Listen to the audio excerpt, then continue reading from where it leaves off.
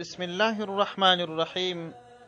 محترم ورونو، د الله جل جلاله د سپیڅلو نومانو په سلسله کې یو نوم د الله جل جلاله السلام جل جلاله دی. السلام جل جلاله په قرآن کریم کې یو ځای د الله جل جلاله صفت یاد شوی دی او څو ځایه د السلام لفظ بدون الف لام ذکر شوی دی. آیات کریمه کې راځي د سورة حشر 23 نمبر آیت دی چې الله جل جلاله فرمایي: هو الله الذي لا اله الا هو الملك القدوس السلام. الله جل جلاله هغه ذات دی چې د ده پرته بل لایق د عبادت نسته، باچا دی، سپیڅلی د هر عیب څخه دی، او یو نوم د الله جل جلاله سلام دی.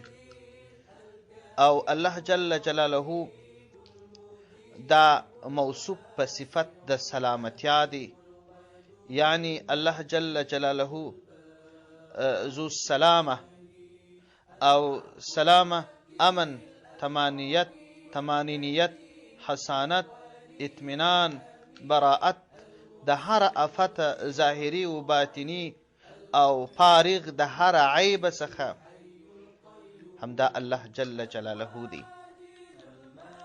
او د الله جل جلاله دغه مبارک نوم په احادیثو کې ډیر ځایونه ذکر شوی دی. د بخاری شریف یو حدیث دی چې پیغمبر صلی الله علیه وسلم فرمایي: ان الله هو السلام.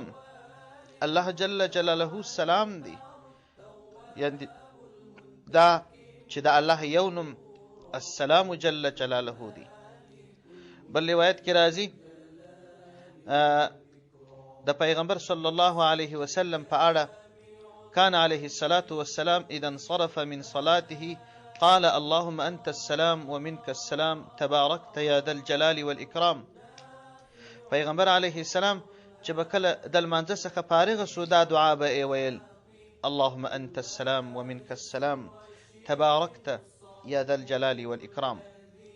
او بل روایت کې راځي پیغمبر صلی الله علیه وسلم فرمایل: ان اسم السلام من اسماء الله تعالی فافشوا بینکم.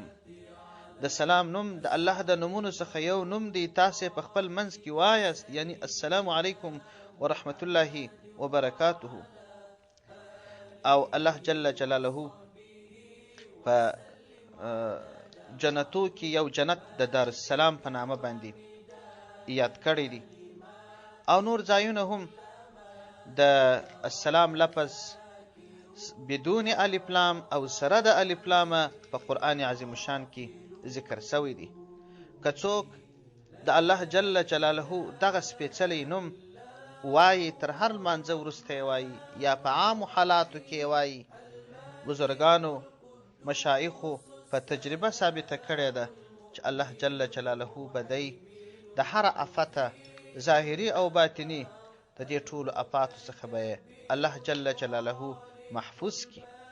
د الله جل جلاله هر نوم په مینه او شوق یادول ګټه لري، فایدې لري، تجربو ثابته کړې ده. او د الله جل جلاله ټول سپیڅلي نومونه یادول او د هر یوه ذکر کول حتما د ځان سره ګټې لري.